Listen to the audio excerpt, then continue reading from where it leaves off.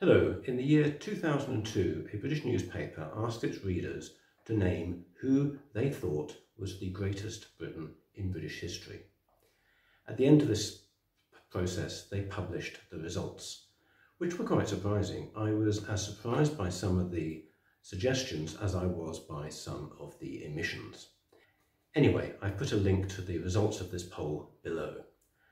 The subject of this short series of videos is about the person who came second.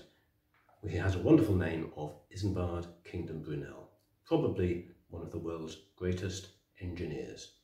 He was son of a French immigrant who entered Britain to escape from the French Revolution, Mark Isambard Brunel.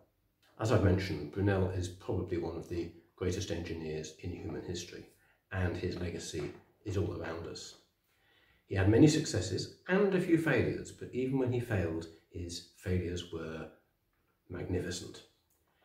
And his failures taught future generations of engineers and technicians how to take things forward.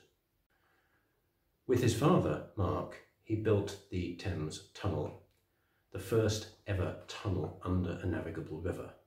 He built many bridges, including the iconic Clifton Suspension Bridge in Bristol, UK, which many believed was actually impossible.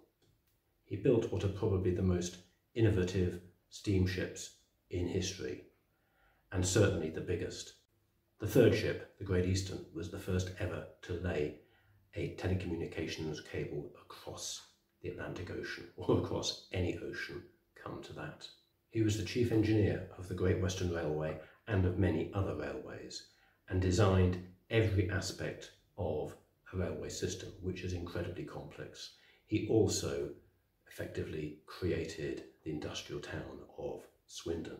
One thing that characterised all his projects, apart from very often being way over budget, was that they pushed the technology to its limits and way beyond.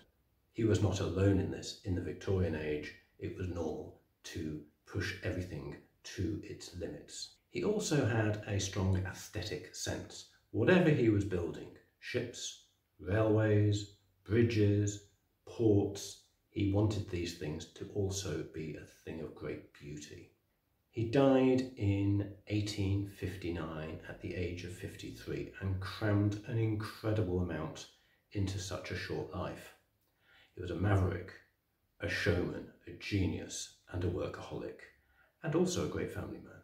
This series is not a biography, but just a collection of some of what I think are the most interesting projects that he worked on. I hope you'll enjoy it. Please click the subscribe and notification buttons. That way you'll be warned when